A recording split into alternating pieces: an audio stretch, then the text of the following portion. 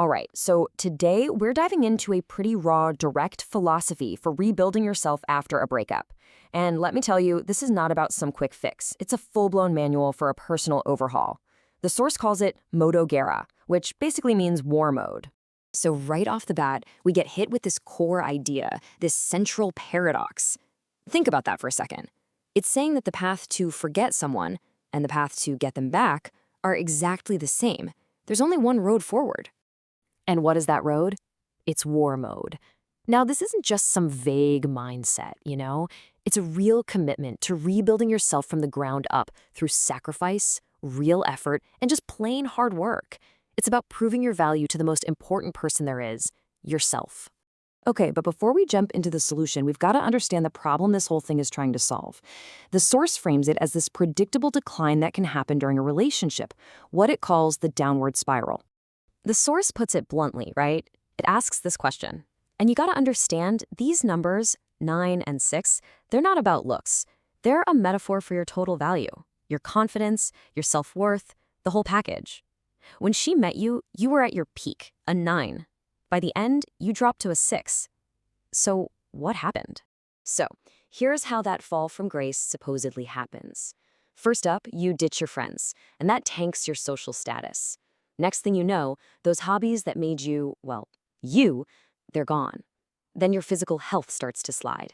And all of this just chips away, piece by piece, at the most critical thing you have, how you see yourself. And what's the end result of all that? It's this toxic cocktail of neediness, scarcity, and insecurity. You feel needy because your entire world got so small.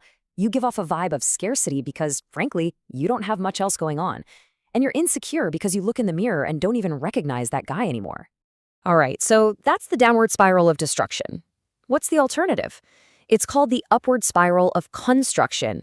And the key thing here is, this doesn't just happen to you. It's a conscious choice. It's something you have to actively build. And this really lays it all out, doesn't it? The two paths, side by side.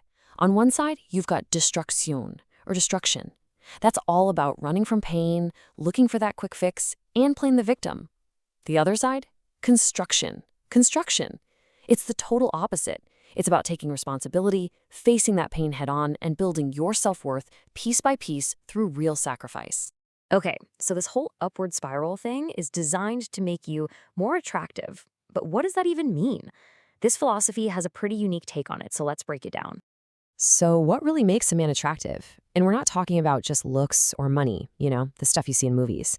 The source here argues that real, lasting attraction is built on something way, way deeper.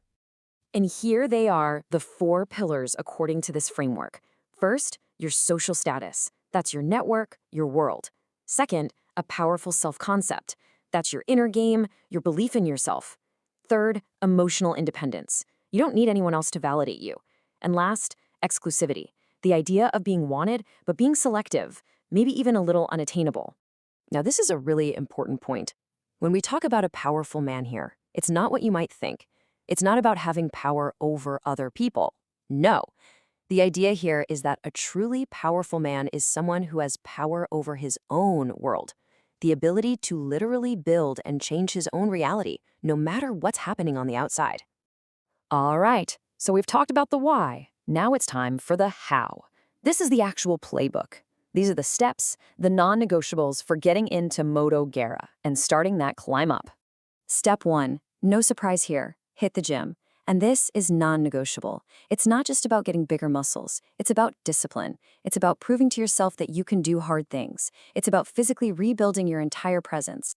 Next up, you take all that post-breakup energy and you pour it into your work and your finances. This is about building your mission, your purpose, something that's bigger than just a relationship. Remember that social status pillar? This is how you rebuild it. You reconnect with your circle. Get back in touch with those friends you ghosted. Rebuild that social life. You need to become a man who has his own world again. And then there's this one. And honestly, this might be the toughest part of the whole thing. You have to accept the pain. You don't numb it. You don't run from it. You don't distract yourself. You face it. The idea is that this pain is the fuel for your transformation. Running from it is exactly what sends you into that self-destructive spiral. Okay, so you're doing all the hard stuff. You're in war mode, you're hitting the gym, you're working hard, but there is one last piece to this puzzle. And it's the one thing that most people just don't have: patience. To explain this, the source uses something it calls the hypergamy timeline. The concept is pretty simple, actually. As you build yourself up, your options get better. So think about it. After 3 months of solid work, yeah, you'll start attracting new people. But if you jump at the first opportunity, you miss out on the kind of person you could attract at 6 months. And if you wait a year, you're playing in a whole different league.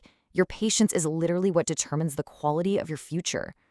And this quote just says it all, perfectly and simply.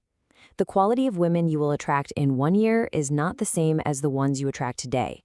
Wait, it's a direct command. Don't settle. The person you're capable of attracting a year from now, she isn't here yet, because you aren't there yet. And that really brings us to the core takeaway of this whole thing. It's like a law of reflection.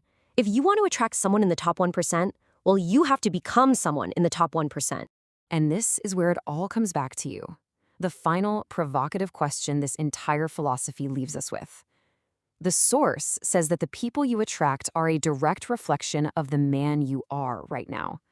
So take a hard look in that mirror and ask yourself, do you like what you see?